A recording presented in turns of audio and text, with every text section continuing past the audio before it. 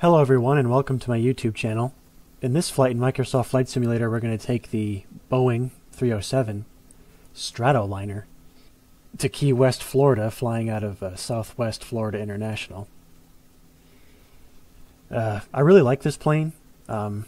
It's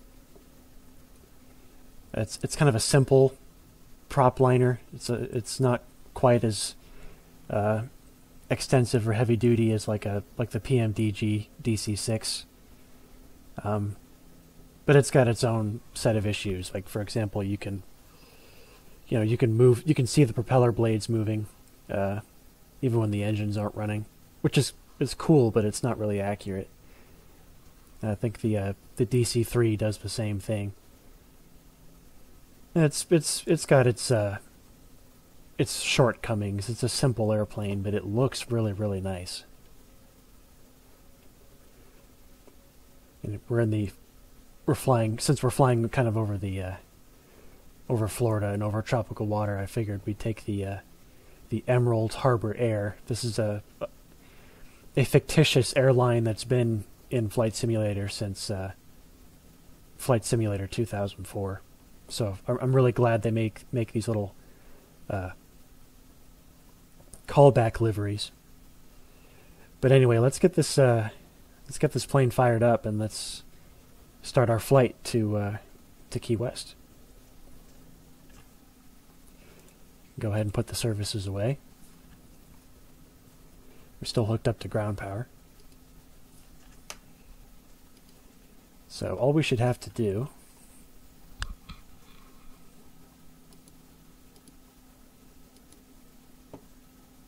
go ahead and turn my lights on.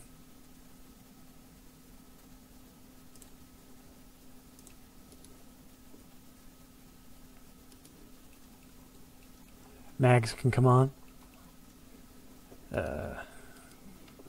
Boost pumps can come on.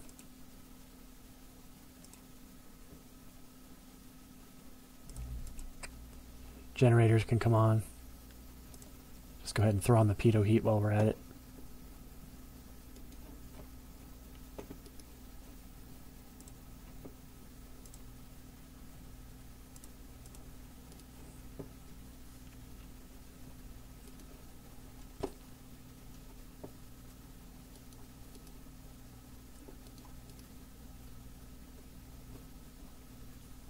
All the fuel valves are open. Mixture is all the way open. Propeller is all the way forward. Give it just a pinch of throttle.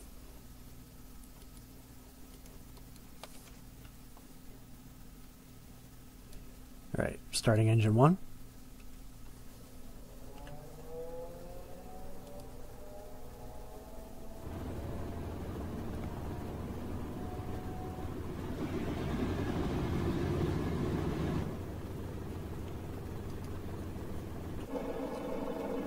Starting sounds are okay. They just kind of cut on. The sound when the engines are running, though, sounds really good.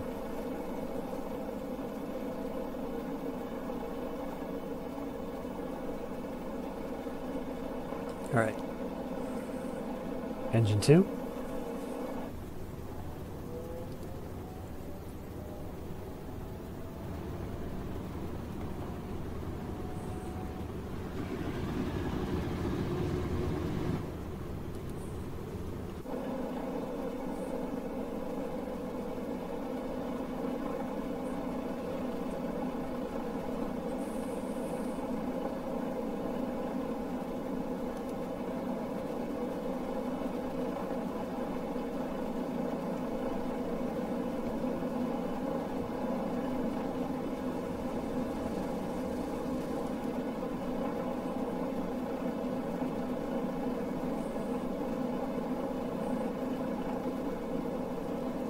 And engine 4.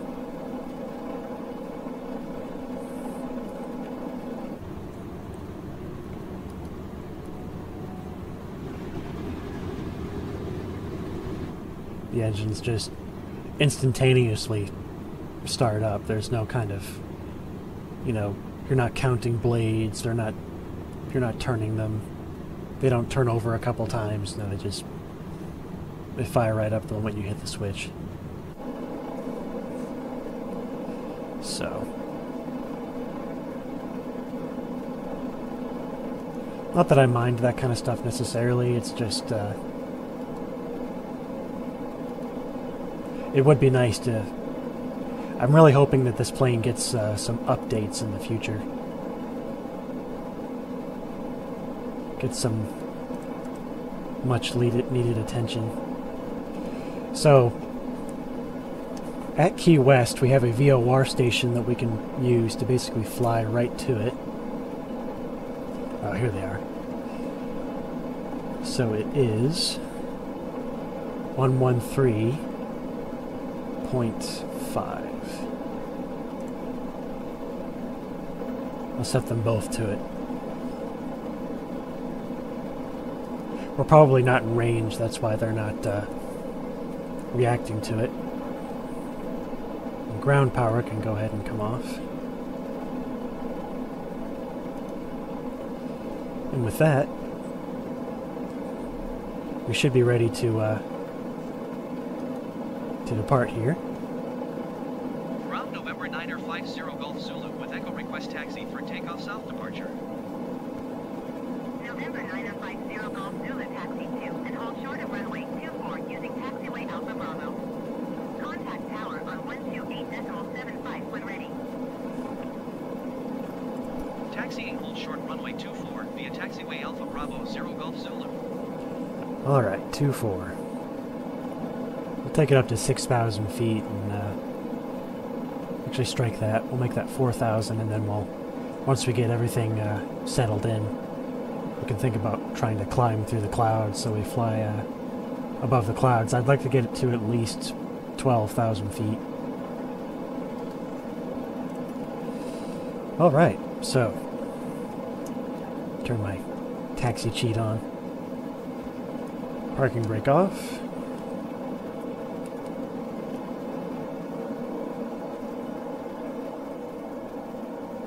Brake test.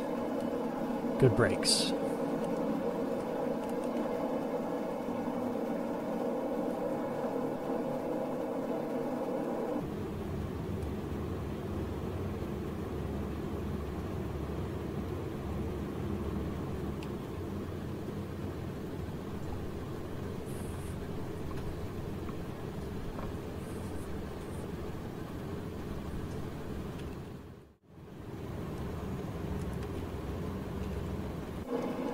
Alright, now that we're at the end of 2-4, go ahead and do an engine run up real quick.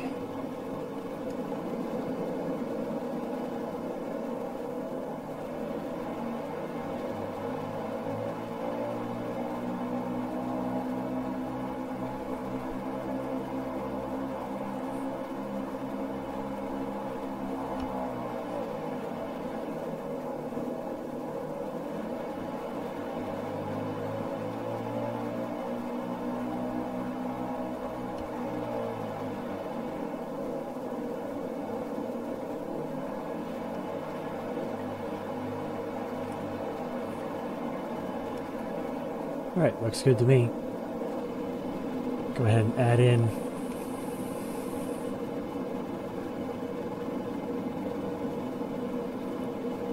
one notch of flap. We should be good to go.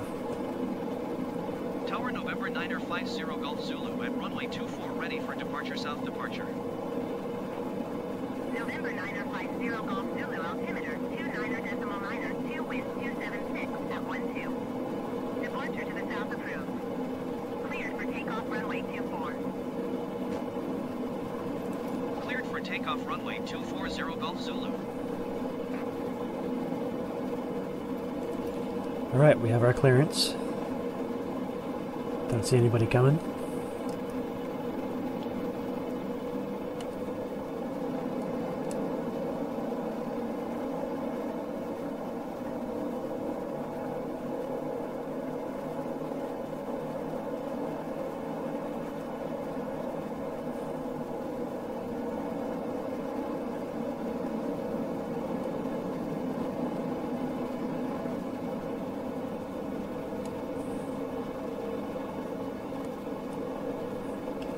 tail wheel locked.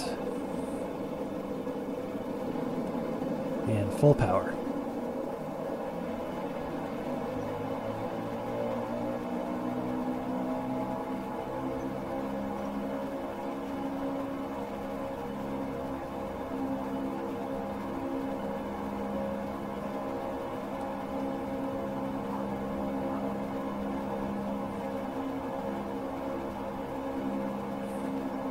And she just floats right off the ground. Gear up. Flaps up.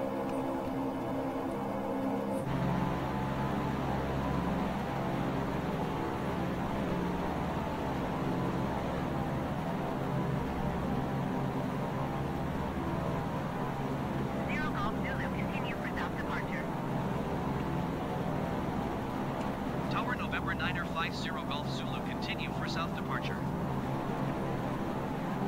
We're already starting to come through some cloud. Go ahead and bring the props back.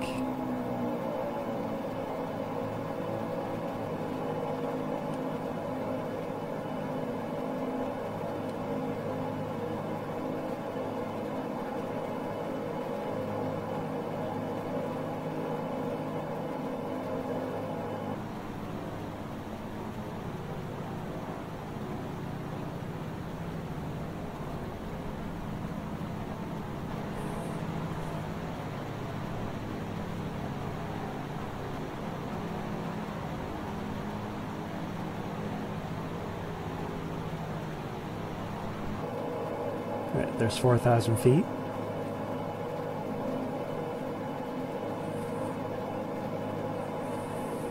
Go ahead and level off. Set the heading to 140. And the autopilot can come on. Once we're out of the cloud, I can reduce my climb rate to something a bit more comfortable. Oh, there we go. So I guess I found my VOR station. I set it to 180, or thereabouts. Right there. 183, and now if I set it to nav, it should find that.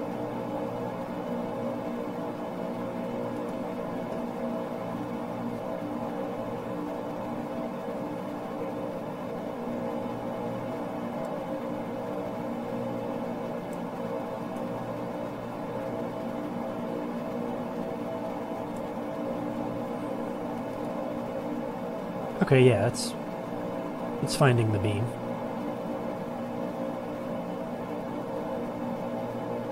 And as we climb higher and higher, I have to advance the throttle. See, that's maximum throttle there. So as we go higher and higher, we're going to have less and less manifold pressure. Not that I think that it actually does anything, but I'm going to reduce the throttles, the mixture to auto rich.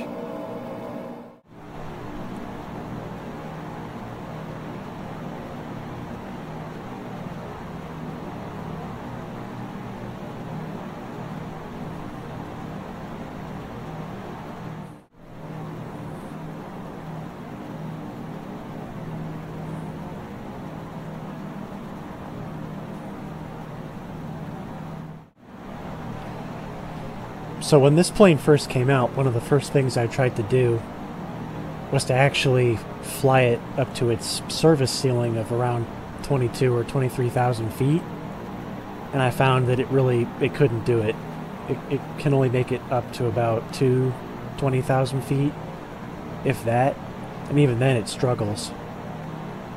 So I was wondering if there's just some kind of bug with it, like the engines weren't programmed right, and their performance dropped off too much. And then I wondered if there was some kind of turbo or supercharger that I could activate in the cockpit that would give me enough manifold pressure to climb up to its service ceiling of 23,000 feet. And apparently I've heard from, I think one person on Discord and another person on the Microsoft Flight Simulator forums that this particular 307 was modeled after the Boeing 307 that's in the Air and Space Museum or something, or it's based on some version that didn't have the turbo superchargers that would let it climb up to its advertised altitude. So it's a little disappointing, but at the same time, looking at pictures of the 307 that's in the Udvar Heisey Center in Washington, D.C., it looks like this one is pretty much, it's almost spot on. It's so I think it's based off of that airplane. Yeah, so here we are at about 13,500 feet. You see, I've got the engines pretty much pegged.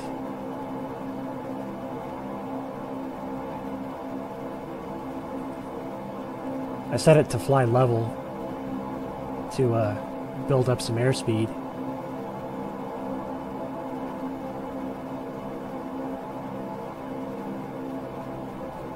But we're not even at 14,000 feet yet, and it's already kind of struggling.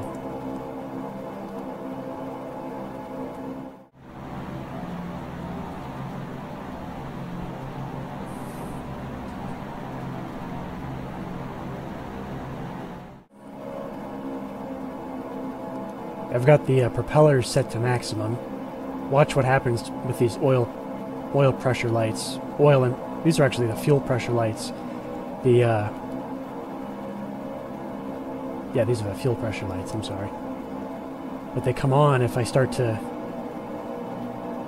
reduce engine RPM.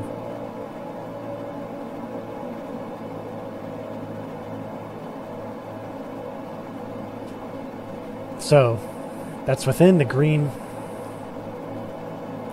arcs of the props. But that's out of the range for fuel pressure, so these lights come on. I'm not sure if that's a bug or if that's something I'm doing wrong. Also, so we're at 14,000 feet at the moment. And our cruise speed, so the advertised cruise speed for this airplane should be 222 miles per hour at 19,000 feet. And we're not even at 14,000 feet, and it's struggling to break 180.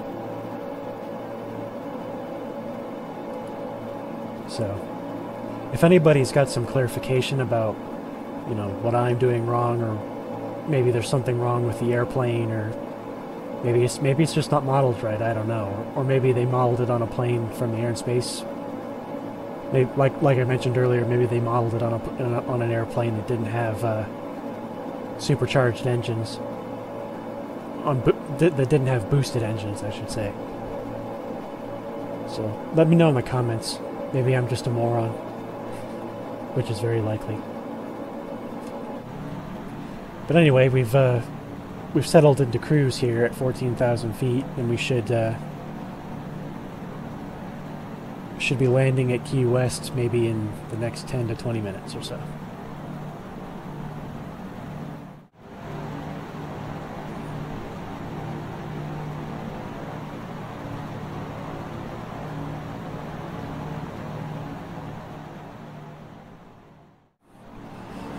Alright, we're about 35 nautical miles to the north of Key West, so at this point we can start to descend.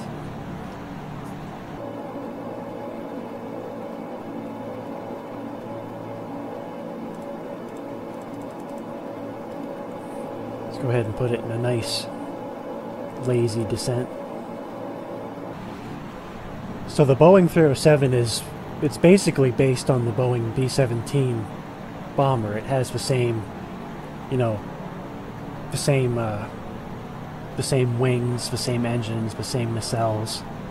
It's even got the same rudder and elevator.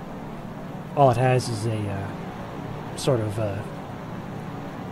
airship-shaped fuselage, because it's because it's a compressed, pressurized cabin. But I think it'd be really cool if we got a maybe as another famous flyer or local legend, or maybe even some maybe even if PMDG wanted to do something like this, that I think would be really cool is if we got the Boeing 337 Strato Cruiser, which is basically the airliner version of the Boeing B-29. It's not as good looking, I'd argue, as the 307, but it's a lot cooler. It looks really retro futuristic, and it's got tricycle landing gear too. So I think that'd be a really cool plane to see. I think it would go really nicely with this Boeing 307, kind of documenting or having a virtual museum of like the early Boeing airliners, like the 307, the 337, and like the 707. And actually, now that I think of it, I think the de Havilland Comet would make an amazing famous flyer for Microsoft Flight Simulator. It's generally considered to be the first jet airliner. So yeah, I really appreciate these more obscure airplanes that Asobo adds that aren't, you know, modern tube liners or modern general aviation planes or turboprops, you know, business jets, stuff like that, modern stuff. I like that, you know, these are mostly historical planes. And these are precisely the kind of airplanes that I like to fly. VFR and antique airplanes. And that looks like a good hole in the clouds right there, and I think I see Key West over there. And that looks like EYW over there, where that cruise ship is parked.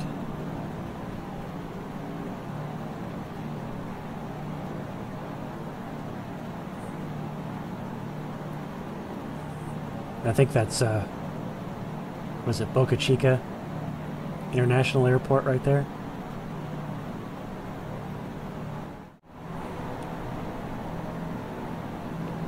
Alright, so now we're on final for Key West. This plane does like to land a bit fast, so... Well, for a prop liner, it likes to land fast.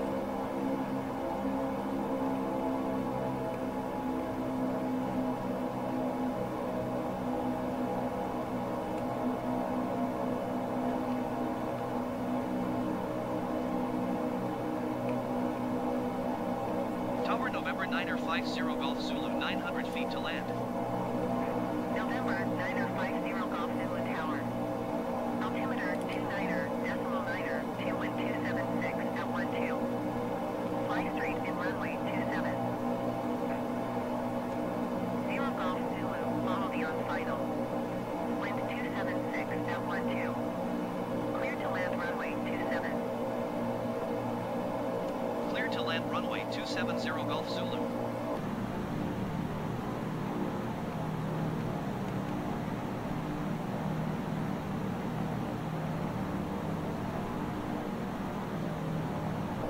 Now, in the past, I tend to come in too slow, and I'll land almost tail wheel first. So I'm going to try and not do that this time.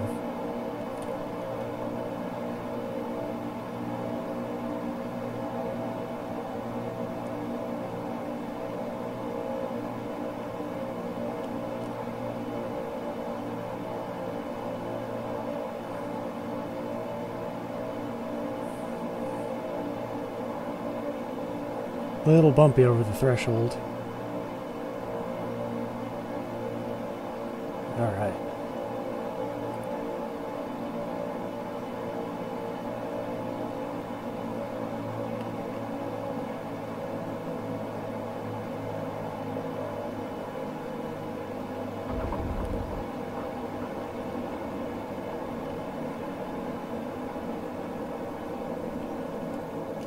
Flaps all the way up.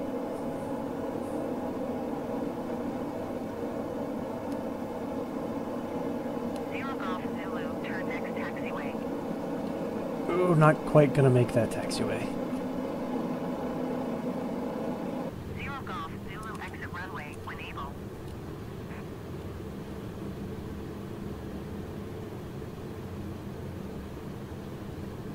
Zero Golf Zulu, contact ground on 121.9er. 121.9er for 0 Golf Zulu. We'll just go ahead and pull into general aviation parking.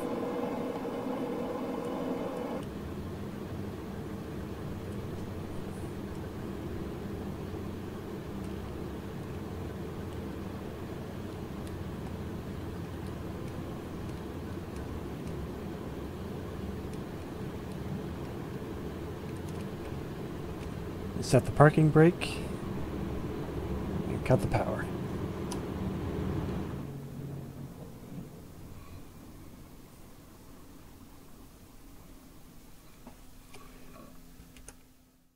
Anyway, guys, thanks for joining me on this flight from Southwest Florida International to Key West International in the Boeing 307 Stratoliner and Microsoft Flight Simulator. Thanks for watching.